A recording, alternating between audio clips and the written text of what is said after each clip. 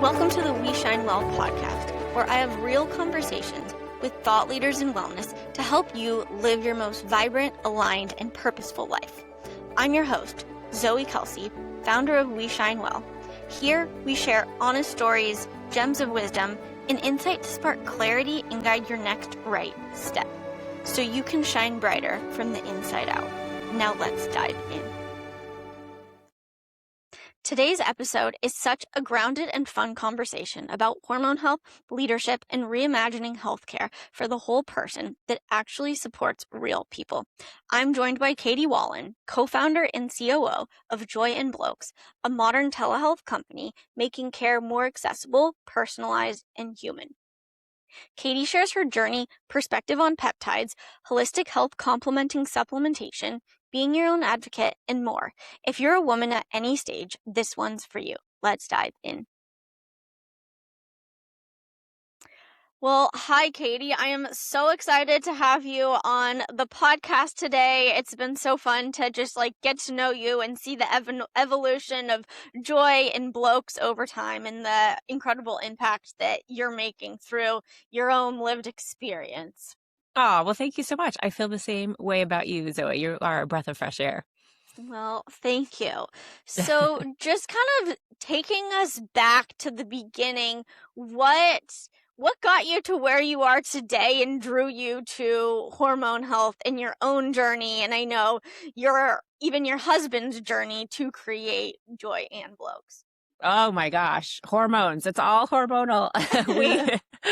I feel like as women, we go through so much, and we're tough little soldiers, but I had a lot of trouble with my fertility, which is very common. I think it's something like 1 in 6 women or couples have struggled with fertility. So I fit in there. And for me, it was a lot of miscarriages, and I did all the IVF stuff. And then I had my babies when I was older. What do they call it?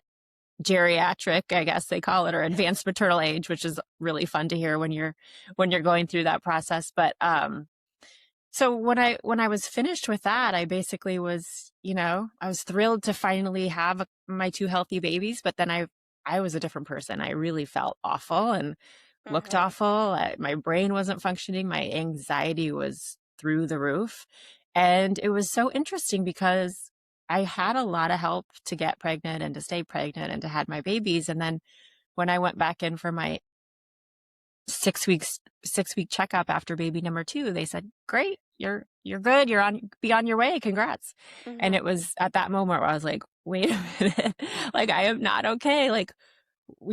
Where do I go, to now get myself back to feeling well. Right. And there was really nothing for me then. There was no information. There was no other doctor. So I felt like I was really alone at that point. And I was lucky because my husband had gone through his own hormonal struggles before that. And he was an entrepreneur in healthcare. So he started Blokes, which is the men's side of our business, and was trying to help other men with their hormones. And so I went through that side of the program. I went through the men's side, and our clinicians were trained in both men and women. So I did a big lab, figured out all the things that were kind of off and what I could kind of try to work on. And it can be overwhelming. So what I did was I just started with one thing.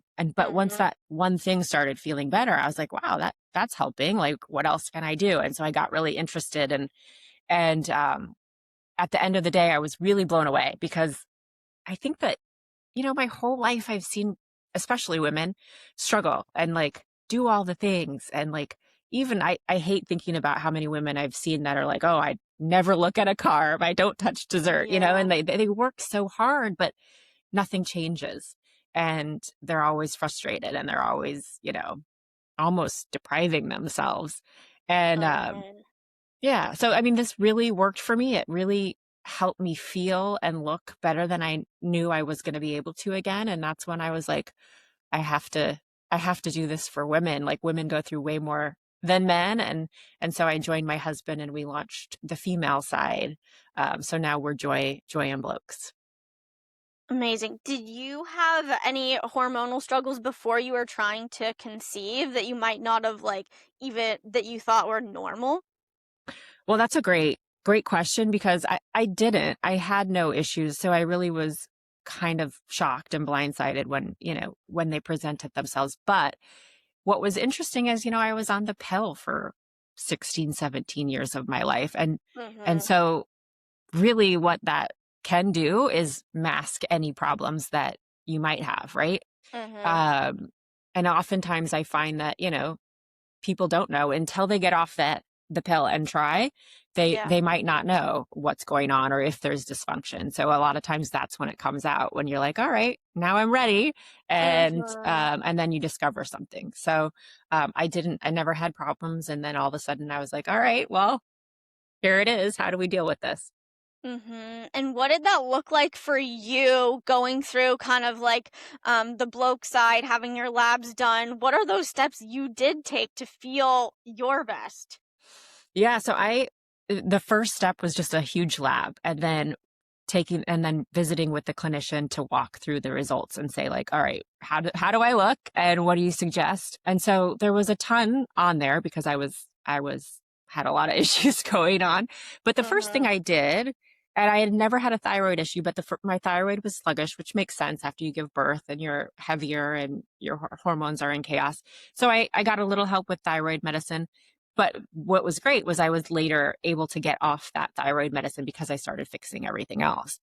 Mm-hmm. I later got on testosterone, which I Mm-hmm. didn't know at that time was a thing for women, but it helped so dramatically with everything else that I was able to get off thyroid. I was really able to feel more motivated, and I was able to, get in the gym and feel good about my workouts and get stronger. And so that kind of snowballed me into doing other things. So I just kind of did one thing at a time, and, but there's always something. It's wild. Like you can get the healthiest person. I have one good girlfriend that we used to call her Tiger Blood because she's a healthy person. Mm-hmm. And we did her blood, and she at that time, that was like the healthiest I've ever seen anyone. But like there was still a few things she could work on. And that Mm-hmm. now what's interesting, years later she came back to me and she was like, okay, now something's wrong. Like all of a sudden something's off. Now what do I do? So it was really interesting to be able to take that previous lab and then to do a new lab and go, okay, what changed and what can we work on? So even the healthiest people, I think, can really benefit from just kind of doing a big deep dive lab to see what's going on.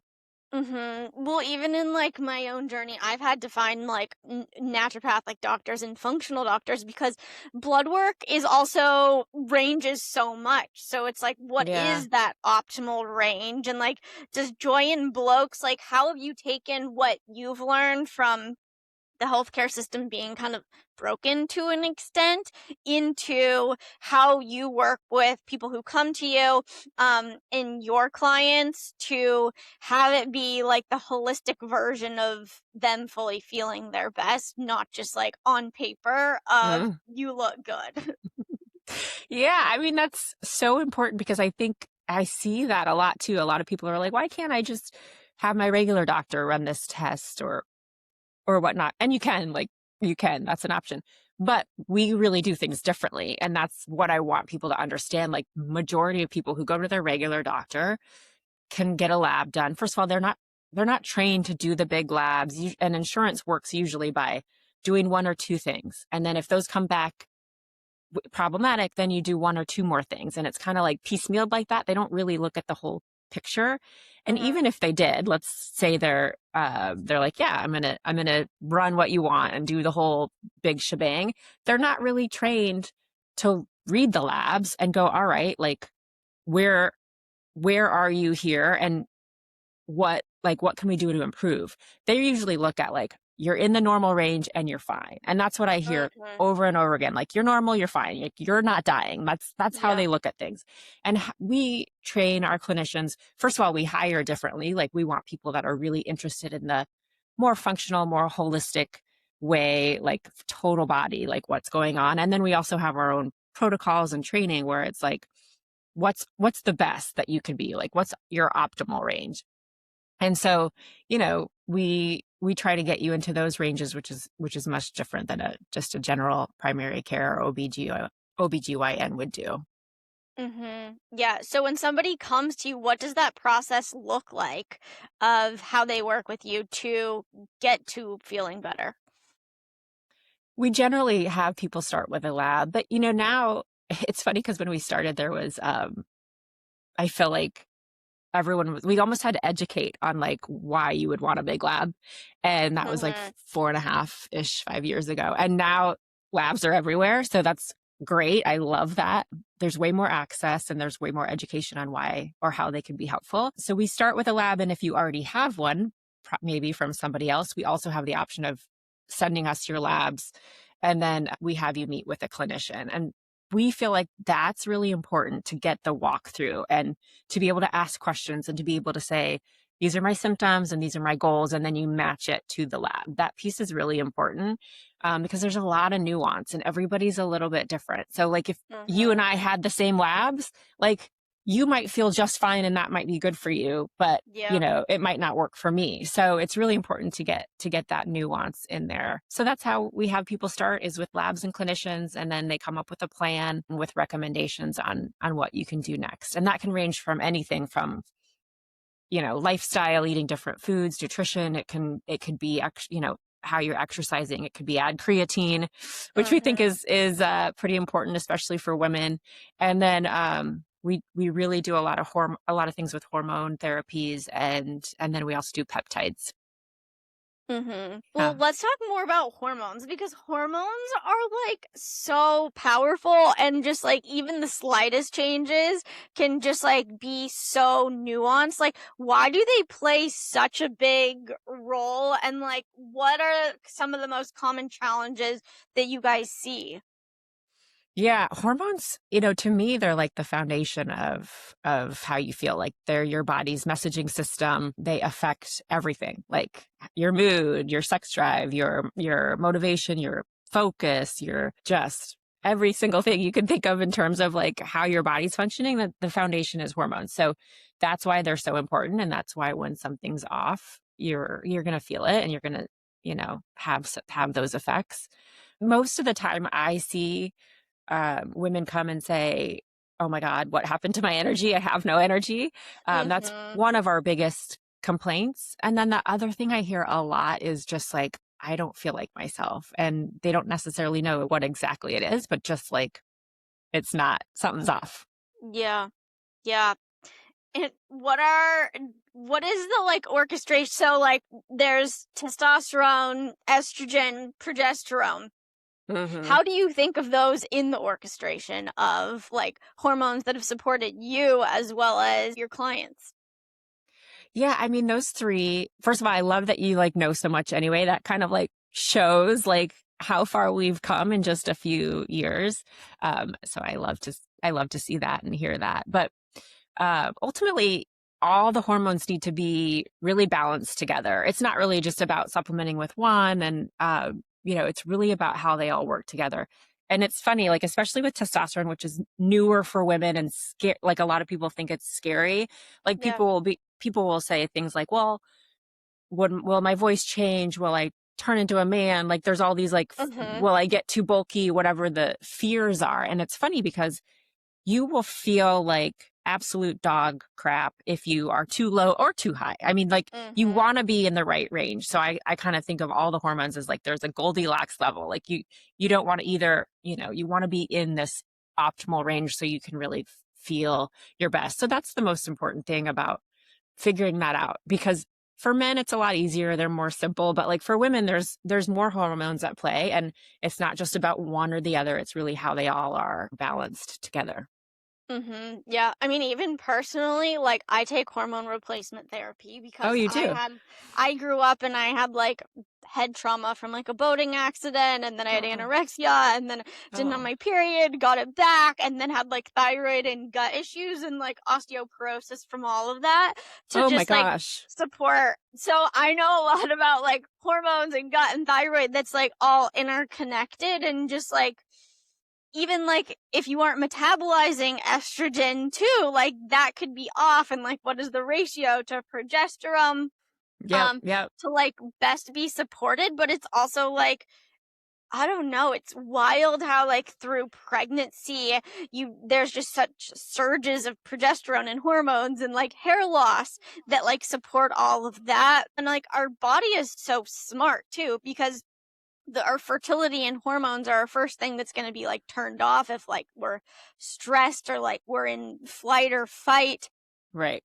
kind of like mode in life. But it's also like something that I don't even feel like is talked about as much, is like how hormones are so supportive to our brain and our gut and our bones and our heart too, because even Mm, I'm on them for supporting more so like my brain and like my heart, because I didn't have hormones in my body for so long mm, to help. And like I've been able to reverse like osteoporosis through like the support of like hormones and brain health. And I think there's so much even like stigma around hormone replacement therapy based on like bad research out there of like it causes mhm. cancer and all of this stuff. Right. So, yeah, it's wild. Wow.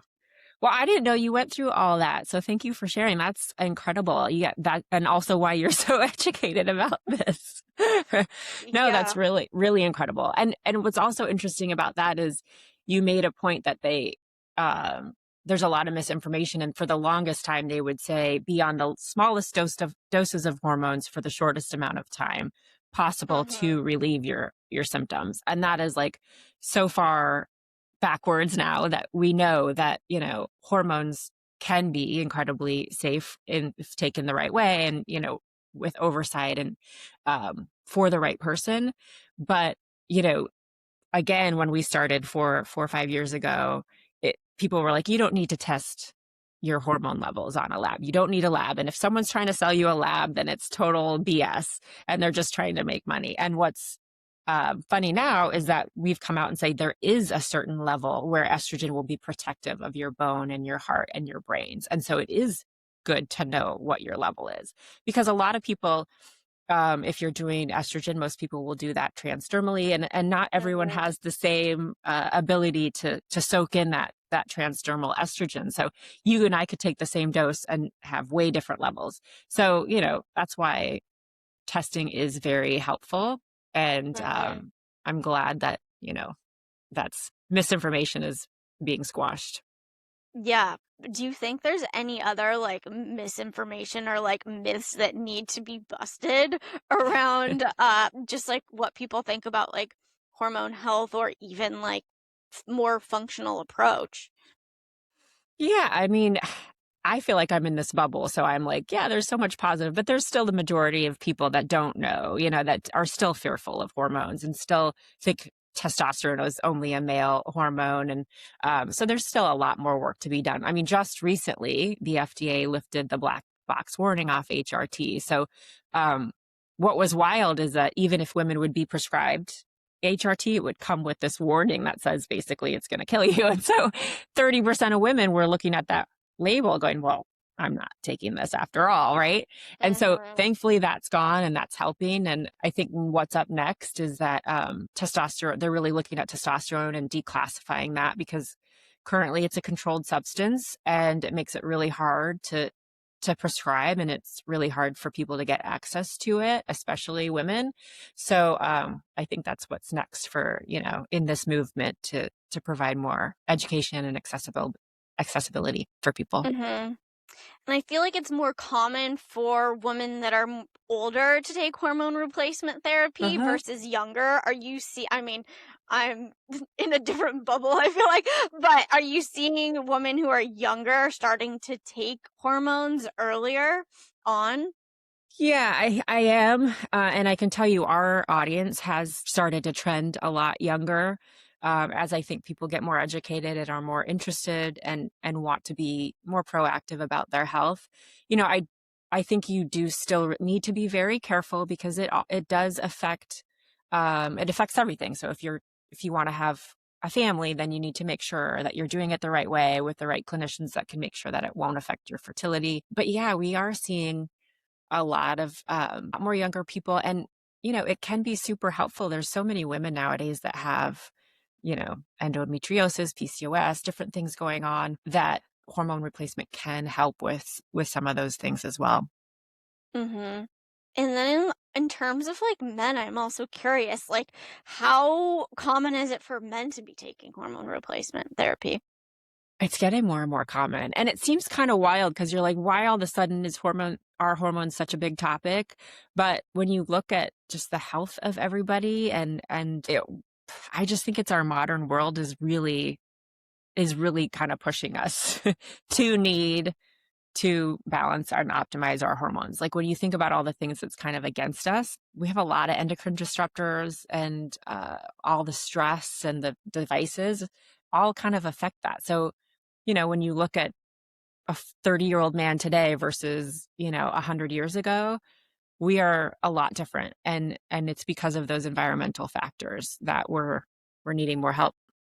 Mm-hmm. Well, and it's like we can't out supplement our lifestyle either. What are those like main common factors like in lifestyle that you were kind of mentioning that are like also like lead to hormone issues, gut issues, thyroid, all the things?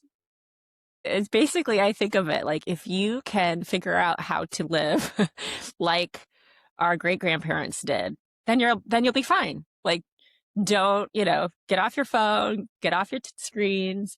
Don't stress. Don't know all the horrible news that's happening in the world. Oh my Um, God. Grow your own food, right? I mean, all the Mm-hmm. things that like are natural and healthy is what's good for us. So the more you can do those things, the better. But unfortunately, it's also like very hard to live that way. Mm-hmm. I mean, it sounds delightful. I mean, it's like I how feel many like there hours a day are we on screens I too? do feel like there is like a movement. Like I don't know if you see the shift where people are like, yeah, I want to go buy land and live on the land and grow food and have my chickens and uh, be less, in the social media world. I feel like there is a trend where people are like, F this is too stressful. I'm going to go back to, not nature a little bit. But yeah, Mm-hmm. it's not Yeah. easy not everyone can do that, but I do feel like that's a desire I'm seeing a lot, especially a lot of my friends. No, I agree. And I feel like people are like, there's been such a like hustle movement Yeah. per se where people are kind of like, I mean, even myself, I'm like, I'm kind of like done with that. I don't want to just be working. I like want to work and do what I'm like so passionate about, like having these conversations, but I don't want to be working at the expense of like being able to like enjoy life. And even this morning I was on a Yeah. walk and I was like, what can I do that's like more easeful and like flow versus like forced in life Yes. too? Exactly. 100%. Yeah. And at the expense of your health. I mean, yeah, Hmm. slowing down and enjoying it is good for you. Yeah, and I think it goes back to like all of those things that we've added on that our grandparents weren't doing are stressors to our body that we're used to it. And it's like you don't realize how bad you felt until you actually feel good as well. That's so true. And I feel like that's kind of, what gets sticky when we age is that like people just think like, oh, this is going and I can't think as clearly. And, you kind of go, oh, I'm aging. So that's normal. And I think that's where we get in trouble of just kind of accepting it and that becoming our new normal. And that's where you need to be like, hold on, like this does not feel right. I do not feel good. I'm Mhm. still young enough where I should have good brain function. So like, let's fix it. Yeah. And I think it also goes back to like there's so much like external screens and noise. It's coming back to like ourselves and being connected to our bodies and we how we feel versus like disconnected from them or like even numbing out in a way too, whether that's like with food or screens or what have you. Totally. Yeah. I always laugh at myself because I love all the biohacker tools, right? Like I love all the red light therapy and the PEMF mats and like doing all of those things. But it's funny because you see all these like new products coming up in the biohacking longevity world and you're like, some of this stuff just gets so funny, like all the gadgets that you're putting on your head to like simulate something, when it's just like, what are we doing to ourselves where we need all of that stuff, right? Yeah. Yeah. It seems a little backwards, but it's where we are. It's where we are. I mean, I love all that stuff too, but sometimes I'm like, all I need to do is go outside and breathe. Yes. Yes. Uh-huh. I agree. Simple things of life. It is the simple things, but I also don't do that very often either. Like I sit at my desk and work all day, and yeah, Mm-hmm. I should just get outside for a few times during the day. Yeah. I mean, I have it blocked on my calendar like 30 minutes in the middle of the day because I'm like, if I just keep going, I won't actually be able to like come up with like new ideas or be able to focus. So I like force myself to take a break to be able Good to for like you. come back. I'm going to do that too. I'm going to put that in my calendar. Mm-hmm. That's smart. Make it your little walking break of the day. Yes, I love it. I will do Mm. that. Yeah. I mean, the little things. Well, it's even like, I feel like walking is so powerful for me because, and I even go on walks with friends all of the time because it's just a place where I feel like people are disconnected. You're moving forward and your body is literally like processing, and mind and like theirs is too, as you like are moving forward. So, That's and so it's free. It's free, it's easy, it feels good. Yes, yes, I love it. And I love the thought of doing it in community more often as well. Because that's one thing that I also struggle with. Like being an entrepreneur and having kids is like making the time to see friends Mhm. and Yeah. connect with other people outside of my little family. So that's kind of like a kill two birds with one stone if you can do it with some good friends. Yeah. I mean, I feel like sometimes it's hard, but we all have to even put it on the calendar. I've learned to be like, I'm prioritizing my priorities and I'm going to prioritize like going to dinner with friends or like on a walk because those are the things that like actually truly like fill me up. Oh, yeah, I get that. Yeah, it hmm is important. Come to Santa Barbara. I'll go on a walk with you anytime. I would love to. I have never been there, but it sounds absolutely beautiful. So I will take you up on that. Yeah, yeah. I also want to touch on like right now, peptides are blowing up everywhere, and I feel like JOI+Blokes has kind of been cutting edge in terms of peptides. Where do you think peptides fit into like modern life and hormone health? And what is the responsible way to be taking them? Well, first of all, I do love peptides, and we've been doing them since the very beginning. Again, when no one knew what they were, and now it's like wild how. Maybe let's start with what are peptides? Because people might not know. Yeah, so they are a short chain of amino acids. So if you think of a protein, it's like a longer chain, and then a peptide is a shorter chain.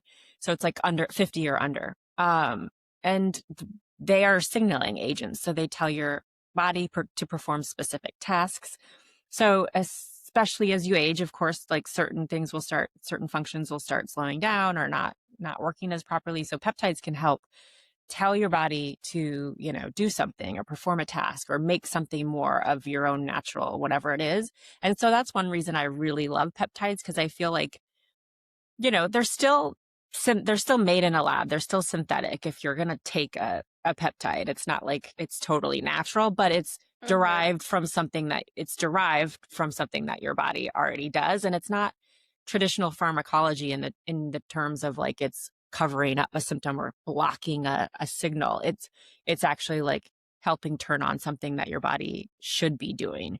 So, like one of my favorites that I like, I'll give you an example, is Whalen, and that's a growth hormone peptide that tells your body to make more of its own growth hormone. So it just, when you sleep at night, you take it at night is the best time because that's when you're recovering. And so it'll just kind of tell your body like, let's go, make some more, release some more.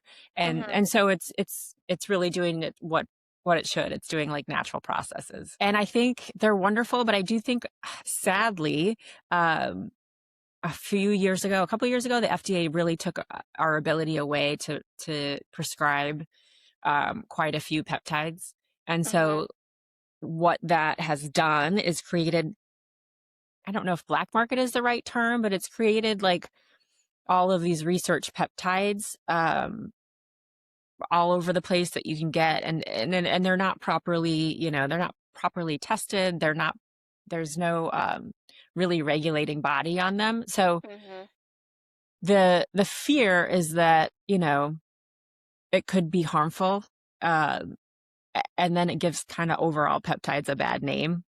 Mm. So I'm really hopeful that sometime soon the administration will allow more peptides back on the compounding list so that we can really have more access for people, because they are really great tools, but it is important to do it the right way. I mean, they can be powerful. So Mm-hmm. you need to make sure that they're safe, they're effective, they're tested, and that, you have clinician oversight when you're doing Mm-hmm. them.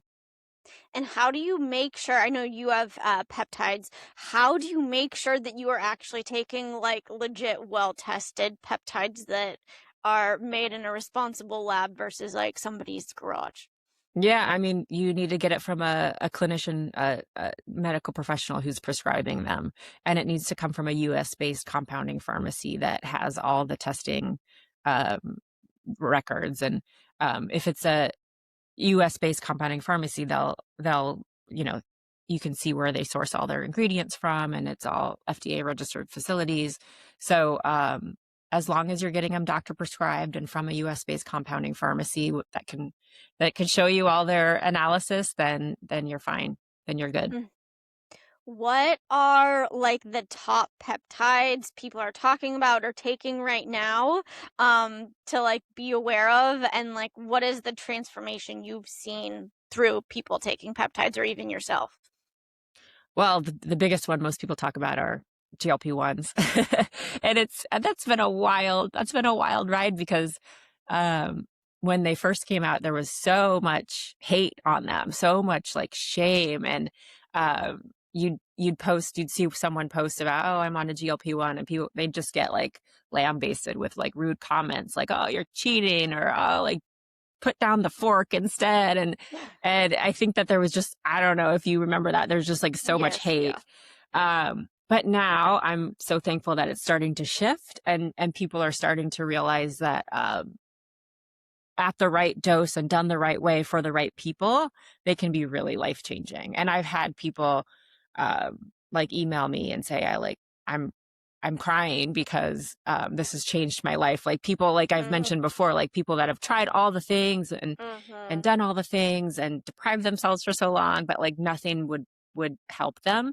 And so they can really be life changing and useful. And what's interesting is, I mean, what it comes down to is like most things, most disease states are really all about how we're using our food as fuel, and how we're our insulin sensitivity and our inflammation. And so GLP-1s really touch on all of those things, and so they can be helpful, and not just for weight loss, but for things like PCOS or endometriosis. They can be really helpful.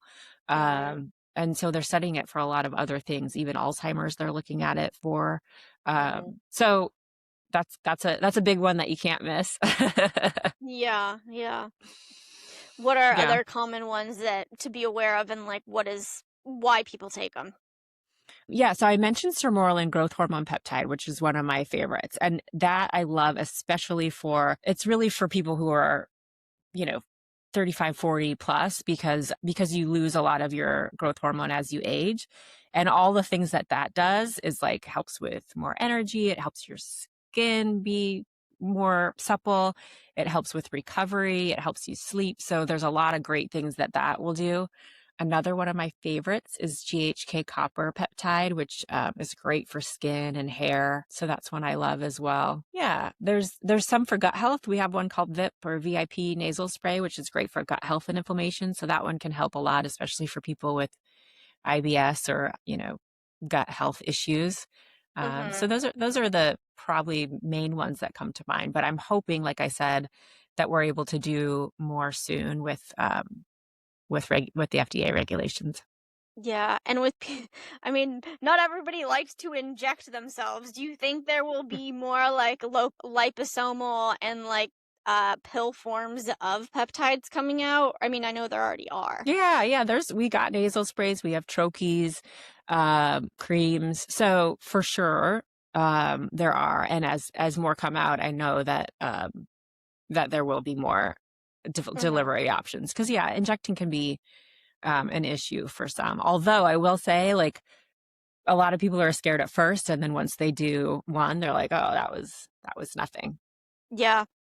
It's interesting because even here, like Oprah lives here, and she did a talk on how like the GLP-1s and peptides are the next birth control pill and how that kind of changed healthcare forever. Oh, interesting. Oh, I didn't hear Mhm. that. That's great. Yeah.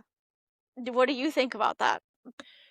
Um, Yeah, I mean, I would I would say that they're better than birth control because I don't because of what they do. I look at as way more helpful than like helping your body do something it's supposed to do. Versus when I look at the pill, it's just Mhm. suppressing something that your body is supposed to do. It does Mhm. help with symptoms and obviously helps someone not get pregnant, which is very important. But in terms of like working with your body and helping your body, peptides for the win. Mhm. Yeah. Well, I feel like there's only going to be more to come on peptides this year too. Yes, yes, I'm Mhm. hopeful for that.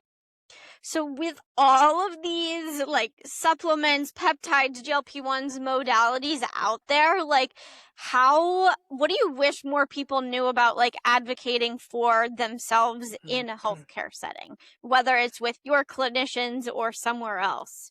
Yeah, I think what I think is interesting is that um there's this like white coat mentality where it's easy to get gaslit because for some reason we feel like if they like if you say something like you'll get shut down really fast or they'll dismiss you, and I've even had that where I'm just like you come in there going, well, I'm going to say this and I want to ask about this. And immediately they're like, no.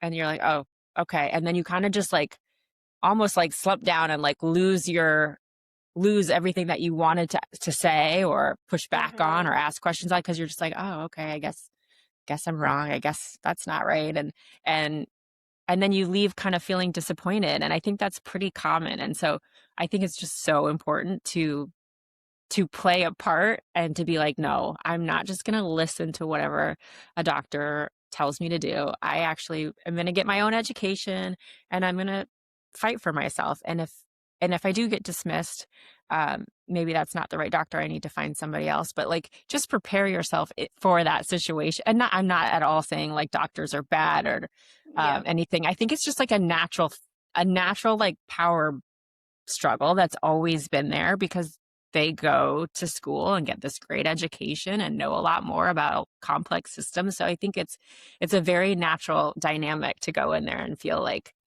okay, I'm in your hands. What are you going to do to me? When I think we really should be like, I know my body. I know how I feel. Nobody else does. And Mhm. I'm gonna figure it out one way or another and not stop until I know I'm feeling good and things are good with me. Mhm.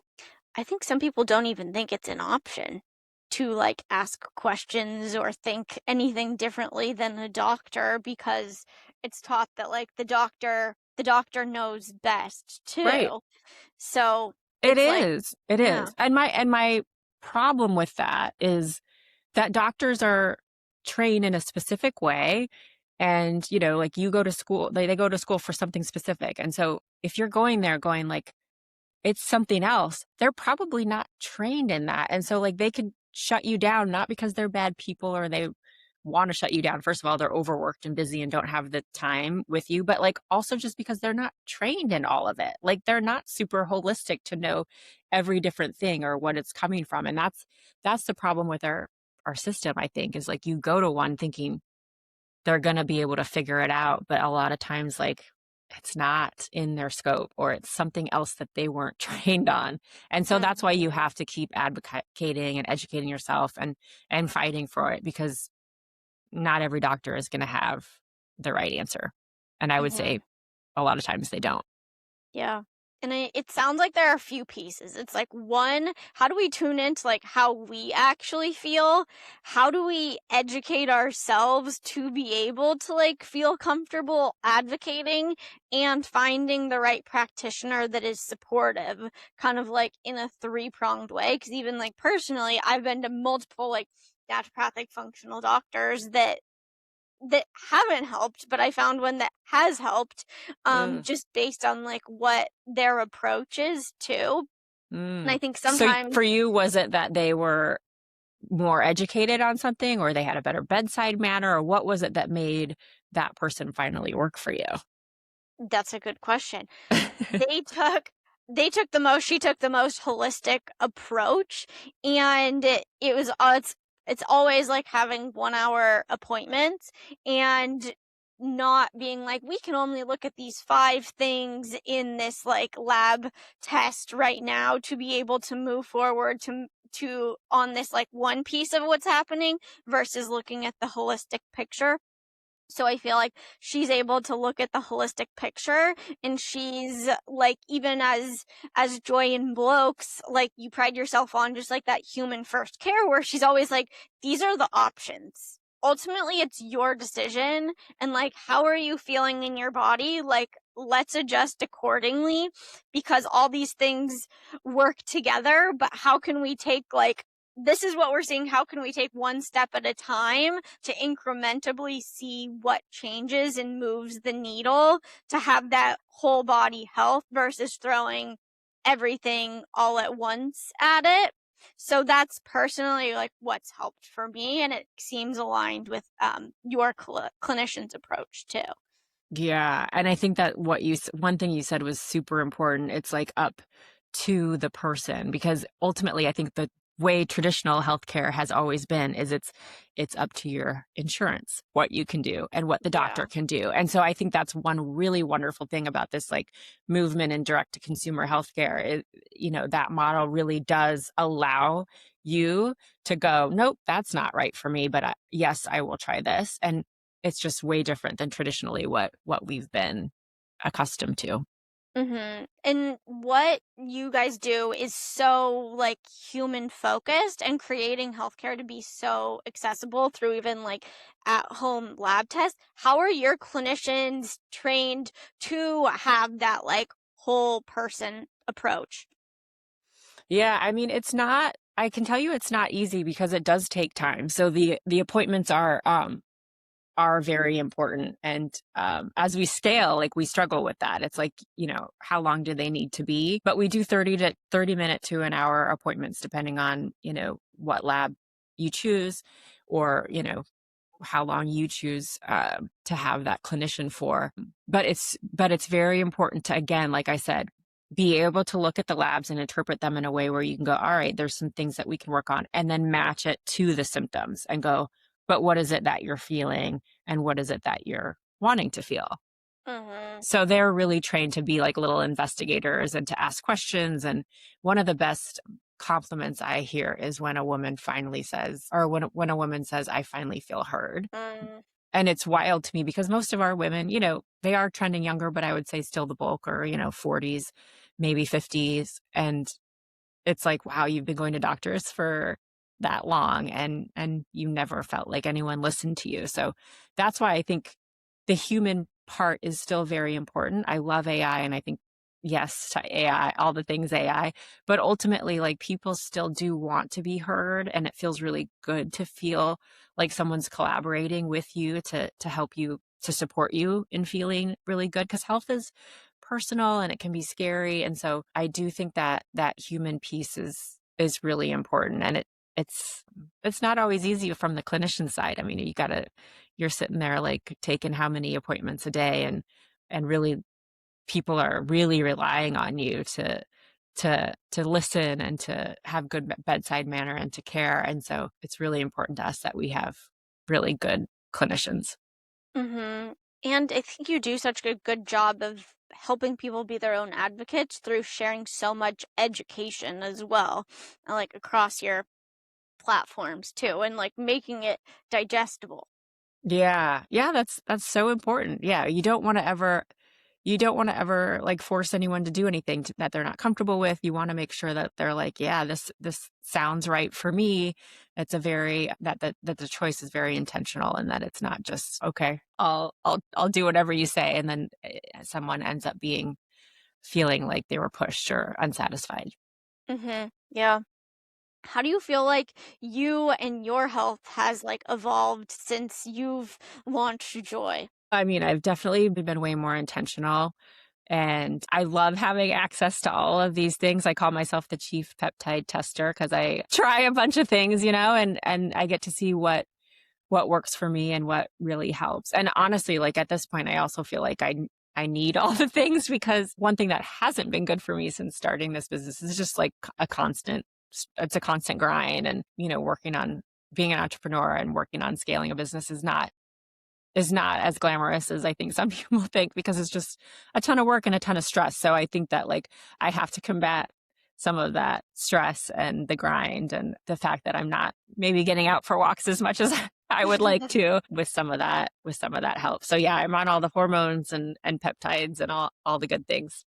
Mm-hmm. Nice. And I feel like you are also somebody who is like very well connected and your community is like helped create and the groundswell, but also growth of Joy in Blokes. Like what is the role of community in like the practice of Joy in Blokes, but also in the growth of it at large? Mm. I mean, our people are so important to us. And one thing I'm so proud of is like, we've got great clinicians that care. We've got great health coaches that care. We just got great admins. Like, staff is so important. People that like actually care. And, it lights me up when I get a good message from someone that, that they feel happy and supported and that we have a great team. And so that community is really important for me. And that shines through, if you're a patient of ours, that the people really do care. And then also, obviously, yeah, community is so important. And that's why I love what We Shine Well does is because, it is important to mingle and get out there with other people in the industry and know what's going on and, connect audiences and really support each other. That's very important to just being able to get the word out and being able to like, work a little bit smarter instead of always harder. Mm-hmm. What are you most excited about for what is coming for Joy and Blokes in the year to come? Can we get any Mm. sneak peeks? Oh, there's a lot of fun things coming and we're going to expand. We do a lot of hormones. We launched a robust thyroid program last year, but now we're going to get it into more things like gut health, which I know is very important. Way more at home testing, which will be easier for people to do. And then there's some other things cooking that I won't share yet, but I'm very excited for.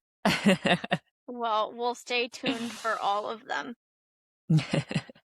As we close, what is one reminder you want listeners to walk away with from this conversation? I think just listen to yourself, listen to your body, listen to what's going on, and trust yourself. And then know that you are worth that extra step to take care of yourself, whether that's just putting in your calendar to go for a walk or getting your hormones tested. Your health is one of the most important things, I think. So I think it's something that you should take seriously and not dismiss and invest in. Mm-hmm. I mean, I think that's also a huge piece too that you mentioned is like even feeling worthy of taking the time to invest in our health. Yeah. I And think even worthy so of many taking, women were like, yes. we'll put that on the back burner. Yeah. So many women are like, I'm going to take care of everyone else. I got to take care of my husband, my kids, my parents, whatever it is, my job. And ultimately, then we end up feeling drained and not like a whole human person. And so it's really important to take care of yourself first. Mm-hmm. Definitely. And where can our community connect with you, learn more, and explore everything Joy and Blokes has to offer? Yeah, we Well, I think we're going to do a link for discounts, right? A We Yeah. Shine Well link. So we are at JOI+Blokes.com, and Joy is JOI. And then I'm always on Instagram, and there we are, Joy Women's Wellness, JOI Women's Wellness. Perfect. And we'll link everything in the show notes, and you'll have a discount to join and take all of the peptides and all of the things.